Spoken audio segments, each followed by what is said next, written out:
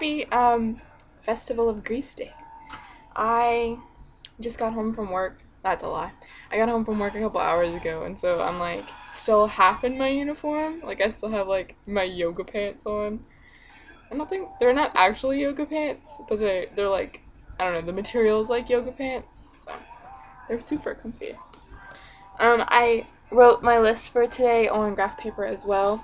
I just wrote it on the same piece I used last time, except for I stabbed it. I don't know if you can see.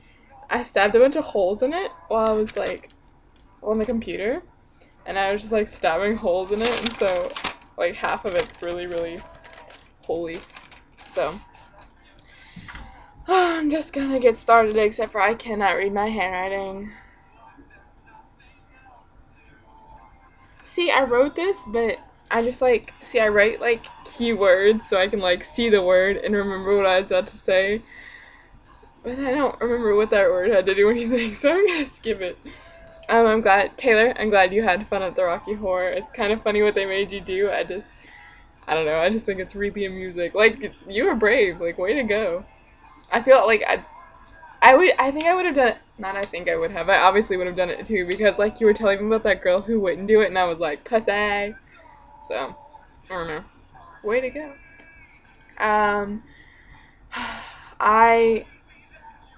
Okay, so you're talking about how you spent the money in Sephora and everything, and I was like, I just wish I could do that. Like, you don't understand how much of me right now is longing to, like, get out, go get in my car, drive to the mall, and go spend all of my money at Sephora, because I love buying, hang on. Yeah. I love, buying makeup and stuff, because it just, like, I just think it's such a good investment, like, and no one else does. No one else does, but, you know. I enjoy spending my money that way. Oh, I remember. Okay, so this lady, this lady in Piccadilly on Sunday, because you're talking about like makeup and stuff. This lady in Piccadilly on Sunday, like personally I don't like Piccadilly. Like I don't know if you have Piccadilly up there in Canada Land, but we have Piccadilly, and it's like a buffet, but not. Like you only get to pick like a certain number of things, and that's why I don't like it, because like I always feel like I want to get like a multitude of things, like a bunch of different things, but they come in like legitimate serving sizes, so it's like I don't want to, like I always end up with way too much food because I just want a little bit of everything instead of like a good bit of one thing. I don't know, I'm probably not explaining that well, but I was in there and the woman behind the counter, she looked at me and she goes, "You have fantastic eyebrows," and like this serious manner, like I don't know, it felt like she was like trying to see into my soul or something. Like it was so weird, and I was just like, thank you, like okay. And she was like, "Will you do my makeup for the 4th of July?" And I was like, oh my god, because I didn't know that lady, and I was just like, So I told her that she should go to MAC and get it done, because I didn't know her, and that's weird. I don't know, whatever. Let's see, I know you're worried about your video being bad, and let me assure you, it sucked. I'm totally kidding, it was fantastic as usual. I am very familiar with the all ages theaters. Well, no, I'm very familiar with there being no all ages theaters, because like all the shows that I want to go to are like 18 plus, and so I'm like sitting here with my like 17-year-old self just mourning the fact that I still have an entire year until I get to experience the glory of like concertism. I know you said you want to take a video of like going on the SkyTrain and everything, and I think that would be really cool. Like I kind of want to get a video of like the state capitol, because there's like a really cool view once you get to the top of the state capitol, because it's like this really tall building. I think it's got like 30 floors or something, and you can get out and you can walk around on the top, and it's like, I don't know, it's really neat. It's kind of pretty too, like if you get it on a good day, it's kind of pretty. I don't know. The rest of Baton Rouge is kind of like lame because there's not a lot of stuff to do. Like, I don't know. New Orleans is kind of cool. Like it's pretty, but it's annoying, and there's tons of like creepy people who you just don't want. Like, I don't know, what's the word?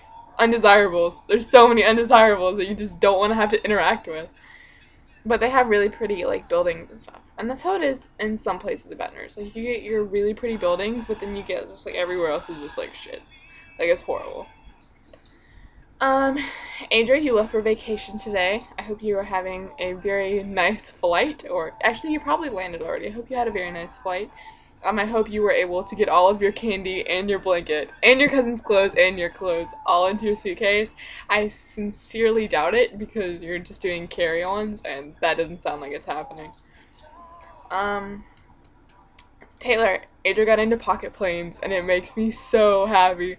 Okay, the thing is, like, you were talking about how your plane can't get to, like, some of the cities that you bought, like, far away, and it's because you have to get, like, okay, you're gonna have to get to, like, level 8, because at level 8 is at the level that I finally could purchase, like, a huge plane, because, like, the bigger your plane is, the farther it can travel, and so you don't have to make stops in between cities, because you'll have, like, a massive plane, so it's gonna be fun. I know you said you got Sims 3, and that's pretty cool. I don't know, I've never played any of the Sims. Maybe I have, actually, when I was like 8, but I don't remember it, so it doesn't count. Can I just say, you are the most, like, hypochondriac person I've never met you, that I've ever, like, talked to in my entire life, and this is coming from, like, a hypochondriac. Like, I am such a hypochondriac, like, I don't know, my arm hurts, and I'm like, oh my god, I'm having a stroke, like, mom, call the doctor, like, that's me, I'm that kid, and, like, I think you're, like, the worst hypochondriac I've ever talked to, ever, just, like, I promise you, your appendix is not exploding, I promise you, because it feels, okay, like, it feels like you're getting stabbed, and it's really unpleasant, and, like, I don't know, and I didn't feel nauseous, and I didn't have a fever when my appendix exploded. And see, mine actually exploded. Mine didn't like, what's the word? When they turn red and get big, swell. Mine didn't swell. It just, well, I guess it did first, but because, like, I have a pretty high pain tolerance, so I didn't, like, say anything about it until it had already, like, whew. And at that point, I was just like, I'm not having this, so.